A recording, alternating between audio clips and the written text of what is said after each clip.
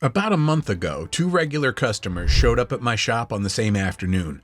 One drove a 12th generation F-150. The other had a 13th generation. Both trucks had almost identical mileage, and within 5 minutes they were arguing over which generation Ford actually got right. Listening to them, I realized something. Everybody has an opinion about these trucks. Almost nobody has ever put them side by side after 200,000 miles. So I decided to do exactly that. I needed a 14th generation truck too, to see where this thing was actually heading. Finding a clean 14th generation truck with nearly 200,000 documented miles wasn't easy. The closest one I found had 189,000. I'm RJ, 20 years working on Fords. By the end, one of these trucks surprised me more than any F-150 I've looked at in years. Same trim on all three, XLT SuperCrew 4x4. So this isn't skewed by luxury features on one truck and a stripped-down work package on another. Same basic 5.0 Coyote family too, though each generation brought its own version of that engine and its own idea of what an F-150 should be. That's not a flaw in this comparison. That's exactly what we're testing. Every one of these generations has a reputation online that doesn't always match what shows up on my lift. Guys swear the steel truck is the last real F-150. Others won't touch anything built before aluminum. The trucks don't always agree with the internet. Here's how we're settling it. Every truck goes through the exact same inspection I'd run before telling a customer to buy one. 5 categories: engine, transmission, body, electronics, what actually needed fixing. Same criteria, same order, every time. And I'll tell you who's ahead after each one. Let's start where every mechanic starts, under the hood. The 2014 runs the first generation Coyote.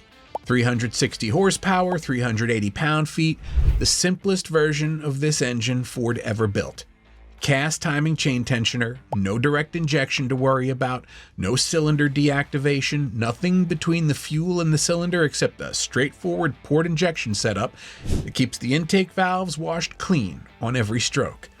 On the bench, this is about as straightforward as a modern V8 gets, and after 200,000 miles, it showed exactly what you'd hoped for. Even bore wear, a tight bottom end. Nothing sudden. The 2020 runs the 3rd generation Coyote. Dual fuel injection, higher compression, 395 horsepower, more capable on paper, and the direct injection side of that dual system means better low-end response than the 2014 ever had. But this specific generation carries a documented issue worth checking on any 2018 through 2020 truck. Excessive oil consumption traced back to how the engine manages vacuum during certain deceleration events, pulling oil past the rings and into the combustion chamber. Ford eventually landed on a fix, a computer reprogram, and a revised dipstick. If that update hasn't been done, that's the first thing I'd budget for before buying one of these. Because ignored oil consumption eventually means ring and bearing wear you can't reprogram your way out of. We checked this truck's history, the update was done, and consumption since has been normal for the mileage. The 2022 runs the 4th generation Coyote. And this one is a genuinely new engine, not a software update layered on the old one. New cylinder deactivation system that shuts down 4 cylinders under light load to save fuel, a new oil pump design, redesigned heads, a larger throttle body. Almost every part inside it is different from the truck sitting next to it. At 189,000 miles, we found nothing wrong with any of it. Clean bores, no unusual wear on what we could inspect of the deactivation hardware. But here's what that means for your wallet if you're shopping one.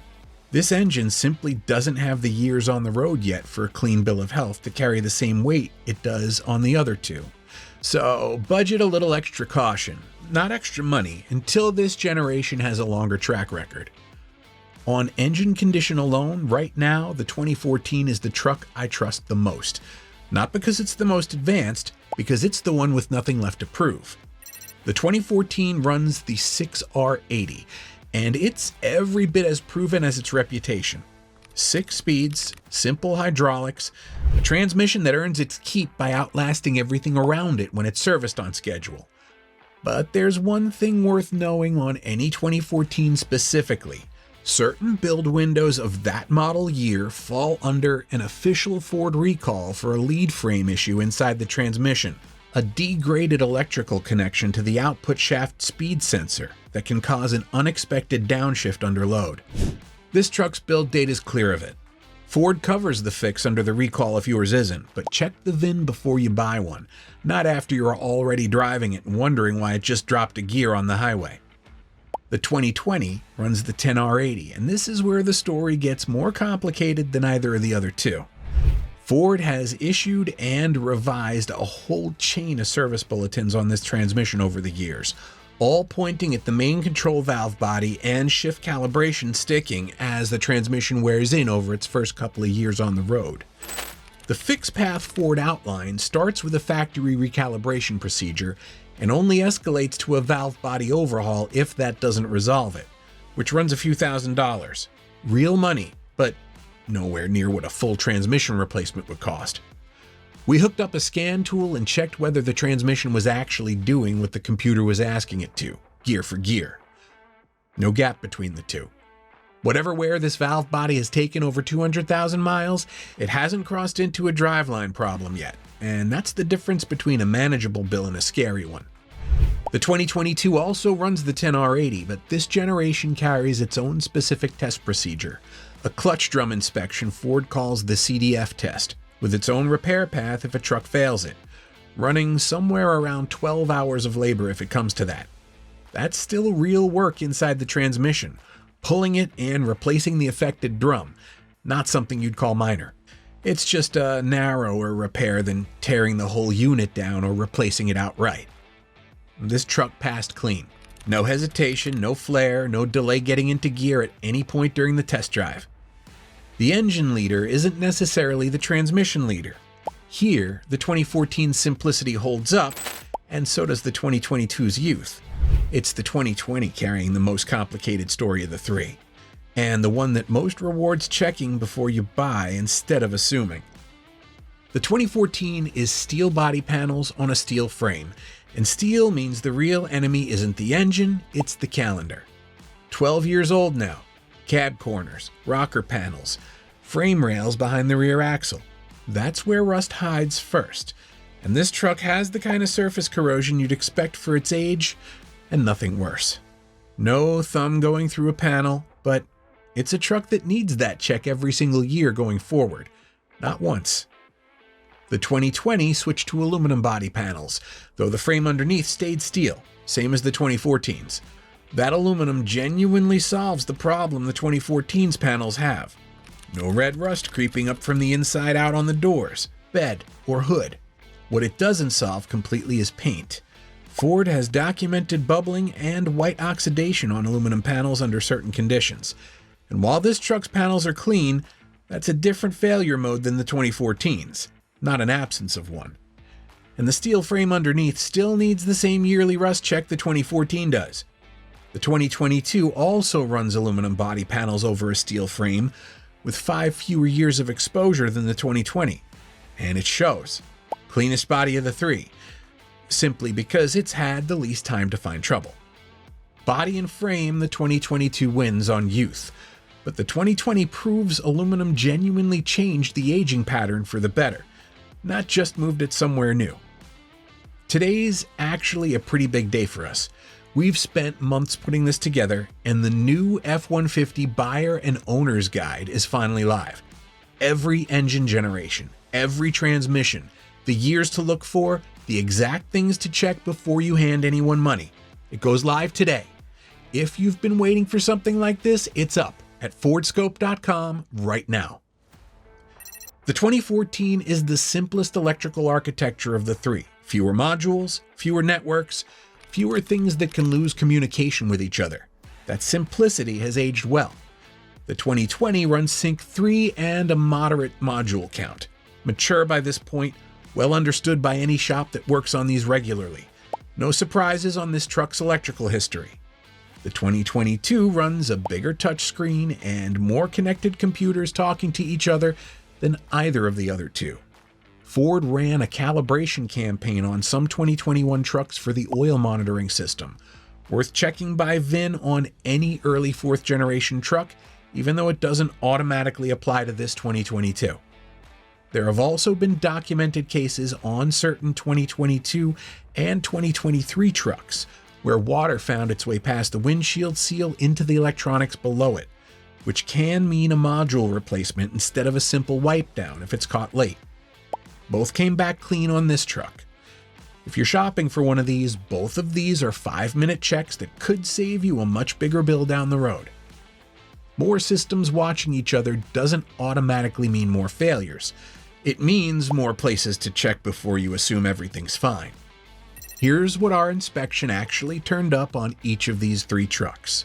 Not what could theoretically go wrong, what's actually true of the specific truck sitting in front of us. The 2014 checked out clear on the transmission lead frame recall and showed the kind of routine age-related wear you'd expect on any 12-year-old truck. Bushings starting to go, a coolant hose worth watching. Nothing that would keep it off the road. The 2020 had the oil consumption TSB already performed by a previous owner, and its valve body scan came back clean. No gap between commanded and actual shift.